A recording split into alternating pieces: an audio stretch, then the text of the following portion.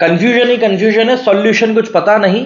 Solution जो मिला जो लड़के, क्वेश्चन क्या था पता नहीं। कुछ ऐसी सिचुएशन इस समय बन चुकी है चेन्नई सुपर किंग्स की।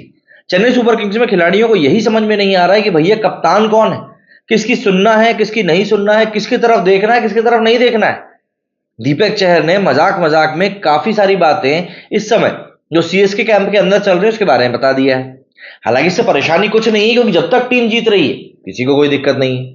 दरअसल सीएसके के साथ इस बार के सीजन के ठीक पहले एक बहुत बड़ी चीज देखने के लिए मिली, जब महेंद्र सिंह धोनी ने फाइनली एक बार फिर से कप्तानी से स्टेप डाउन कर लिया और अपनी जगह पर ऋतुराज गायकवाड़ को प्रमोट कर दिया। Ruturaj Gaikwad as a player CSK के साथ में करीब 3 साल से जुड़े हुए हैं। एज एन ओपनर बढ़िया परफॉर्म भी कर रहे हैं, एज भी उनके तरफ जाती है, तो काफी सारे फैक्टर्स थे जो ऋतुराज गायकवाड़ को कप्तानी दिए जाने के पक्ष में काम कर रहे थे। प्लस महेंद्र सिंह धोनी का आईपीएल का 17वां सीजन खेलने का सीधा सीधा मतलब यह था कि महेंद्र सिंह धोनी अपने साथ साथ ऋतुराज गायकवाड़ को मेंटोर भी कर सकेंगे। जैसे कि आने वाले समय में Ruturaj Gaikwad full fledge captain के तौर पर आपको दिखेंगे सीएसके के। Mahendra Singh Dhoni most probably season के बाद दिखाई नहीं देंगे और शायद इसीलिए चेन्नई के चेपॉक में ही आईपीएल का फाइनल रखा गया है।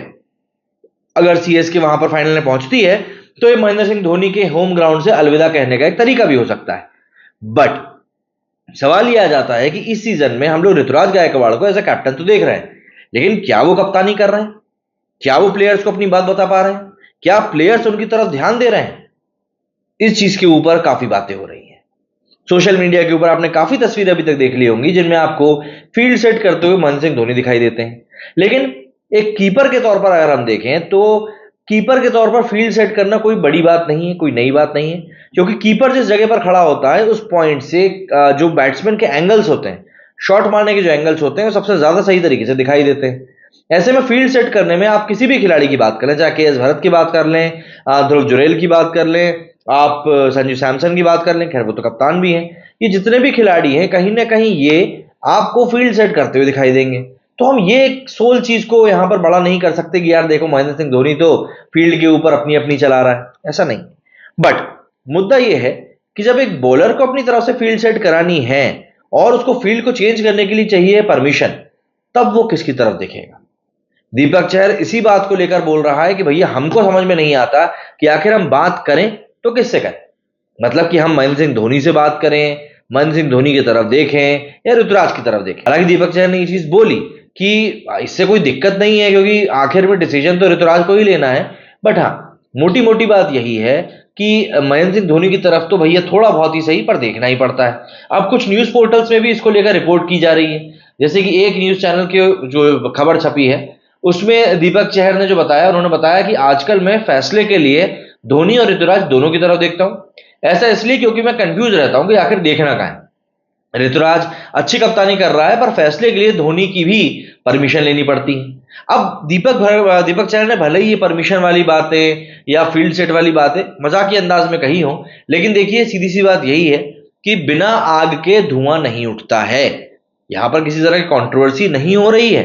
क्यों? क्योंकि ऋतुराज गायकवाड़ खुद इस चीज को पसंद करेंगे कि भाई उनकी कप्तानी में अगर धोनी कुछ काम कर रहे हैं और वो टीम के लिए फायदेमंद ही साबित हो रहा है तो समस्या क्या है? अल्टीमेटली टीम का गोल ये होता है कि भाई टीम जीत जाए, और अगर टीम जीत रही है तो फिर किसी प्लेयर को किसी प्रकार की कोई समस्या नहीं होती। ऋतुराज ने यह भी कहा था कि बतौर कप्तान पहला मैच होने के बाद भी उन पर दबाव नहीं था क्योंकि धोनी भाई उनके साथ थे। अरे कप्तान के तौर पर आप इतना बड़ा स्टेटमेंट दे रहे हो फिर उसके बाद तो धोनी को लेकर कोई कंफ्यूजन बचता ही नहीं।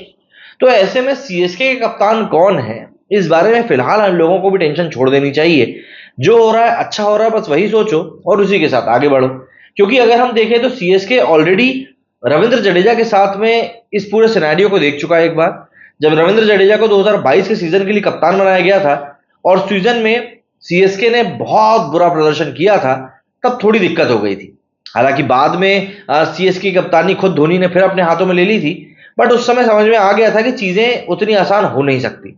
तो हो सकता है इस समय ऋतुराज गायकवाड़ की जो मेंटरिंग चल रही है वो एकदम कट टू थ्रोट नहीं चल रही कि भैया नहीं तुमको तो हम बिल्कुल ही कप्तान बना दिए। समझो डिसीजन मेकिंग में जहां धोनी को लग रहा होगा कि नहीं यार इस चीज को मैं बेहतर तरीके से कर सकता हूं, तो उस चीज को वैसे परफॉर्म करने की कोशिश कर रहे हैं। आप लोग मुझे बताइए, आप लोगों का इस पूरे सिनेरियो को लेकर क्या कुछ कहना है। मेरे स्टूडियो फिलहाल उतना ही। जय हिंद, जय भारत।